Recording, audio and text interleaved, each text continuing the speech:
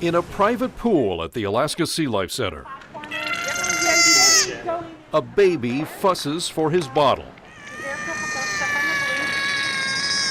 But another thing we do see is he does get, the hangry thing, or he can throw little temper tantrums. Meanwhile, in the kitchen, this is the beluga formula made this morning.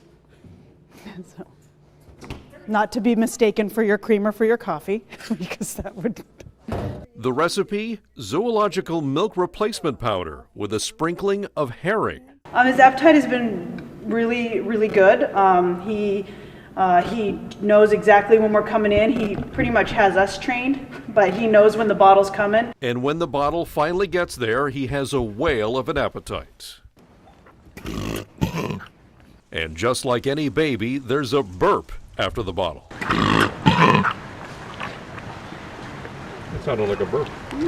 Probably was. Probably was. It was sucked down quite a bit of formula there, so you can see he sucks it pretty good. And that is quite an improvement over how things started.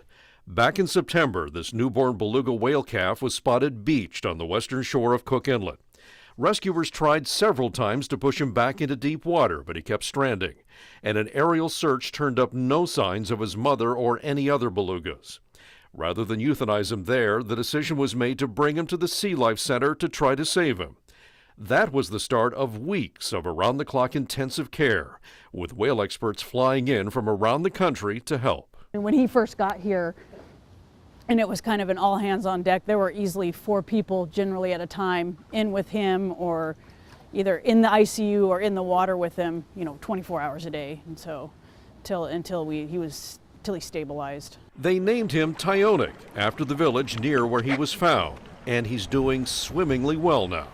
Well, a lot of people that saw him early on are just surprised at how big he is and how plumped out he is. Plumped out from 140 pounds when they found him to 253 pounds now. He's actually quite goofy at times, too. If you sit on the edge of the pool, Tyonek will demand your attention. And the next thing I know, he's poking his head up out of the pool. Tyonek has survived and thrived, but he won't be released back into the wild. As an animal care person that works with wildlife, there's no greater calling than to work with endangered species and to help those populations recover. But in this case, it just wasn't in the cards. It wouldn't be fair to him. NOAA Fisheries, which has jurisdiction, has decided that since Tyonek was rescued so young, he's too dependent on humans for food and lacks the socialization skills needed to survive in the wild. Federal officials have decided that Tyonek will be sent to SeaWorld in San Antonio, which advertises a beluga whale swim as an attraction for visitors.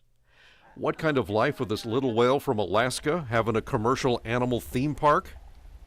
The International Marine Mammal Project calls it a, quote, sad end result, adding, we don't oppose the action taken by the U.S. National Marine Fisheries Service to bring the baby beluga whale into captivity to save the whale. We would prefer that the baby be released back to his home pod, but that may not be feasible. And it isn't feasible, according to the head vet at the Sea Life Center, because Tyonek has a hidden medical problem. He suffered a potentially fatal collapsed lung after he was rescued, which could happen again without warning. Because of the extra air in the thorax, he winds up being super buoyant, unable to dive, and therefore he wouldn't be able to hunt if that were to occur again. And it would essentially be a death sentence in the wild. So in a few weeks, Tyonek, the Cook Inlet beluga whale from Alaska, will be heading south to Texas, taking with him the love of the people who gave him a second chance.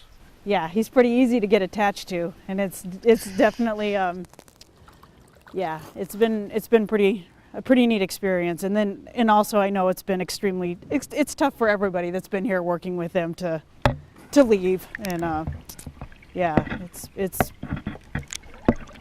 been really special.